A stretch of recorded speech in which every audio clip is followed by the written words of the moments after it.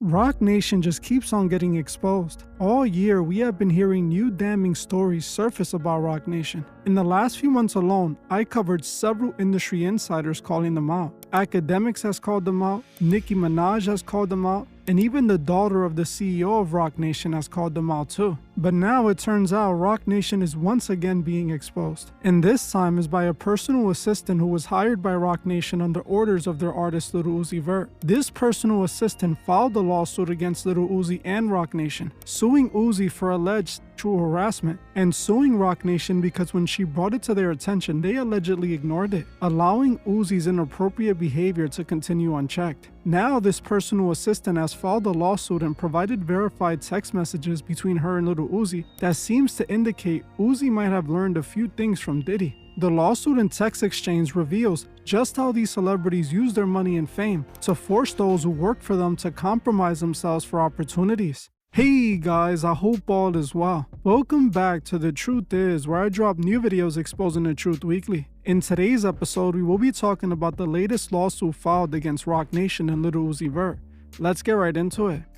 It seems like the Roc Nation files are never coming to an end. Just a few days back, Roc Nation was exposed again. This time, it was reported that Roc Nation and his artist Lil Uzi Vert were being sued by Uzi's former personal assistant. This former personal assistant, identified only as Jane Doe, filed a lawsuit against Lil Uzi and Roc Nation in October 2025, alleging sexual harassment, wage violations, and a hostile work environment. The plaintiff claims she met the rapper while she was working at a Balenciaga store in Los Angeles in 2022. According to the lawsuit, Uzi was reportedly impressed by her service and offered her a job as a personal assistant. And not long after the problem started, she claimed that during her employment from 2022 to April 2025, she was subjected to sexual harassment, extreme hours without overtime pay, and a hostile work environment, which eventually led to her resignation. According to Jane Doe, she started receiving inappropriate text messages and experiencing other forms of harassment shortly after she began working with Uzi. She claims that this is when Uzi started demanding more than expected from a personal assistant, as he began flirting with her and making unwanted advances.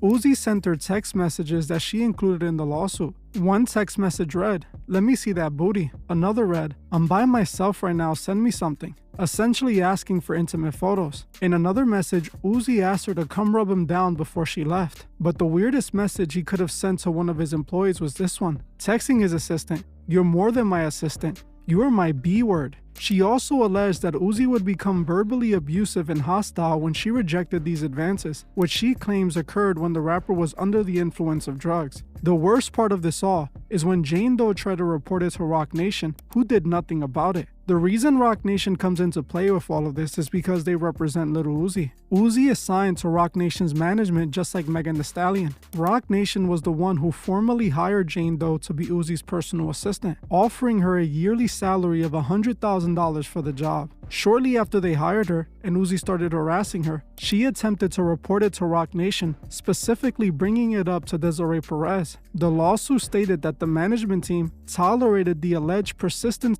sexual harassment via explicit text and verbal comments. They did nothing to stop the verbal abuse and the drug-fueled outburst by Lil Uzi Vert. So in the lawsuit, she sued the company because she claims they were aware of the alleged misconduct and failed to take action to prevent it or address their complaints, effectively tolerating a hostile work environment. The lawsuit was looking strong as the assistant had text messages and other evidence to prove her claims. But strangely, just days after the lawsuit was filed, it was dropped by the personal assistant. The lawsuit was dropped with prejudice, meaning that she can refile it in the future. But besides this, there is no more information on why she dropped the lawsuit. But in my opinion, it was likely because Lil Uzi and Roc Nation settled the lawsuit before it went to court, which is usually what happens with many of these cases. But if so, this confirms her allegations to be true, as why else would they settle this? Uzi nor Roc Nation ever acknowledged the lawsuit publicly, choosing to ignore it, hoping it wouldn't become a big story. This was another glimpse at the problem with the music industry. These celebrities think that because they're rich and famous, they can have and do whatever they want. They believe that if they hire someone to work for them, that automatically gives them permission to do with them as they please. They use that power to force people to compromise their morals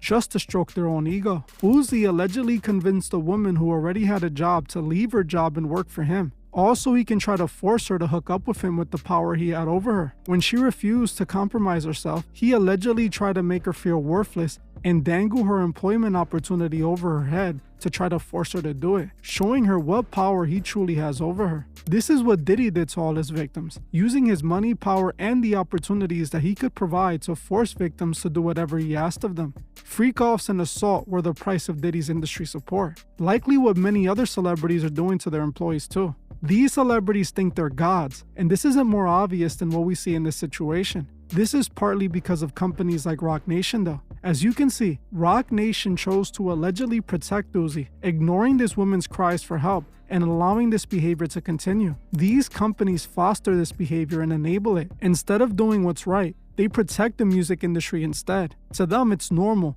and they don't see nothing wrong with it, because to them, the average person doesn't matter. Only Roc Nation and its assets. You might have noticed that although this is a massive story about a big artist and the biggest record label in hip-hop, the big media companies didn't really cover it. For some odd reason, the story was largely ignored. Considering we're talking about the view-hungry media that reports on anything and everything, this just doesn't seem to make any sense. Normally, the media wouldn't hesitate to jump on this story, but for some reason, the entire story was ignored. Well, it all makes sense when you realize Roc Nation has a lot of the media in its pockets. The media is afraid to talk negatively about Roc Nation. They are the music industry mafia, and they don't play fair. In fact, Akademiks called this very thing out recently, claiming that the media were protecting Roc Nation, and that's why no big media company would speak on the lawsuit. Roc Nation has now infiltrated media, and I've always said this, and I want to jump into the first topic too quick. The way how you control the masses, and I've learned this a long time ago, the most important form of power is influence. Why I say that is that if you could influence someone how to think or how to act, it's way more powerful than forcing someone to do anything or any other form of power. So I think influence is the supreme form of power. Situation could happen, and depending on how the media reports it, depending on what information they leave out, they add in, the context or the light that they shape things in, you might see in a very different light. This is why all billionaires, they invest heavily once they get to that point in owning a part of media. I'm drawing these parallel with people who are playing in billion-dollar realm. Jay-Z, Roc Nation. And I know y'all like, oh my God, here we go. So I was watching over the last couple of days, right? How media, and I've always told you this, like media choose to report things very differently. Like I could see TMZ's agenda based on what they report and what they don't report. It was interesting this weekend, or actually in the last 4 or 5 days, there was a huge story that came out. Huge. I mean, huge. It was about Uzi and Roc Nation being sued. Now, I love Uzi, and this is nothing personal towards him. But I only bring this up because I have to kind of use my platform, or what's left of it, to continue to shine a light onto what everybody else won't shine a light on, right? Former assistant is suing Lil Uzi Vert and Roc Nation for harassment and labor violations. Now, the ironic thing about this is that even on X, and by the way, we're going to try to find this story elsewhere, but even on X, it's like case dismissed after 17 days. Huh? Doesn't sound right. But okay. Former personal assistant filed a lawsuit on October 20th in Los Angeles against rapper Uzi, Roc Nation, and Uzi Vert LLC, alleging sexual via explicit messages, verbal advances, unpaid overtime, and excessive work hours up to 39 hours, and unreimbursed expenses over 3 years, leading to her resignation in April 2025. The complaint claimed the companies, that would include Roc Nation, ignored her reports and enabled the misconduct, violating California labor laws. Ironic. On November 6th, they're claiming the plaintiff voluntarily dismissed the case without prejudice, or with prejudice, actually.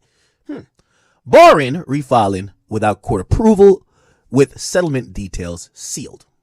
Okay. Now, the first thing when I see this, I said, wow, this is like a bombshell, like, allegation. And I'm not here to say any of these things are true, but we all do remember during the time of Diddy getting 5 accusations a day, we saw a myriad of hip hop outlets, or outlets that covered hip hop. They would plaster these stories all about. Here it is. The Jane Doe, another one. So I looked at this and I was like, let me see if I can find this shit on other websites, right? Roc Nation, Lil Uzi sued. And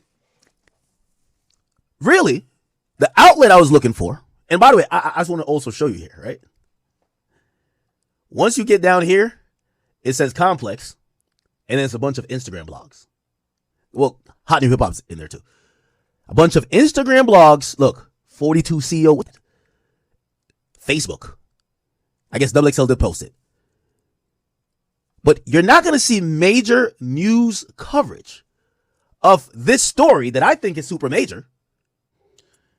How people with power affect things. Right?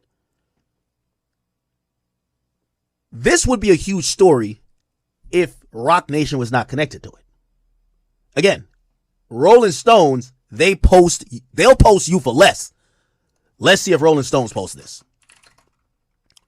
Maybe they did. Maybe just not being front paged. Akademiks is right. Roc Nation is playing dirty. If an accusation comes out about an artist who is an enemy of rock, every big media site will run that story. But since Roc Nation was named in the lawsuit, crickets. We have to remember Jay-Z isn't only Roc Nation. He's connected to Live Nation and the NFL. Live Nation runs the music industry, and the NFL, well, the NFL is a superpower. They're going to protect Jay-Z and Roc Nation no matter what. But even though Roc Nation is protected, I don't think they can stop what's already in motion. The downfall of Roc Nation has already commenced, and they know it. And it all started with the Jane Doe at the end of last year. She sued Jay-Z for allegedly R-wording her alongside Diddy at an industry party. This story was massive once it first came out, but as quickly as it came, it went, especially after the media made it their mission to disprove the Jane Doe story. Eventually, Jane Doe's lawsuit was thrown out after she allegedly confessed to making the entire story up. The media made sure to blast this everywhere in hopes of clearing Jay's good name.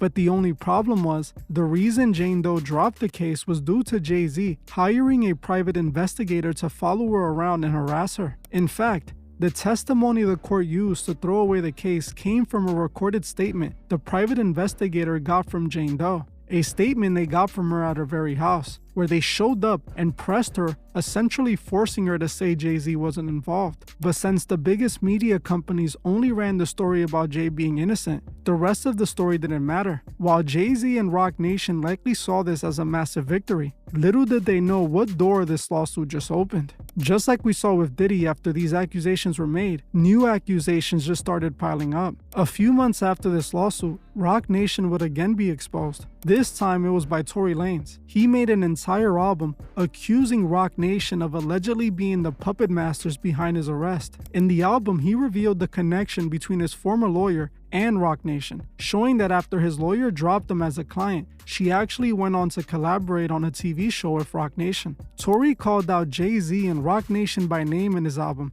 and didn't hold back at all. Sadly, we all saw how that ended for him. Just months after this album, he was randomly brutally attacked in prison, barely surviving the attack, leaving many wondering if this attack could have been orchestrated by those he was exposing. Then, after Tory exposed Jay-Z, not long after that, it was the CEO of Roc Nation getting exposed. Desiree Perez was exposed by her own daughter earlier this year. Her daughter accused Desiree Perez of trying to falsely institutionalize her and have her husband arrested because she simply didn't like him. Her daughter sued her, accusing her of paying off judges, police officers, and doctors to help with her plans of illegally institutionalizing her. Many compared the situation to what Roc Nation did to Tory, manipulating the system to have an innocent man arrested. The Roc Nation files didn't end here though. A few months back, it was Akademiks exposing them. As he claims, they were trying to intimidate him and force him to give up information they could use against the blogger they were suing. Akademiks showed how Roc Nation used the justice system to force him to attend a deposition they try to use to intimidate him and force him under their control. But it didn't work out for them, as Akademiks instead publicly embarrassed them by recording the deposition and posting it online, showing what Roc Nation's intentions really were. It didn't end here though either, as last month it was Nicki Minaj calling them out for trying to intimidate her and other artists. She even seemed to blame Roc Nation for the death of artist D'Angelo. It seems that the music industry is turning on Roc Nation and Jay-Z. Just like we saw with Diddy, the house of cards are coming crashing down. At the end of it all, Jay-Z and Desiree Perez will be standing in the rubble, and they will get exactly what is coming for them. Well, I'm gonna end this one here. I want to thank you all for watching, and I'll see you guys in the next one.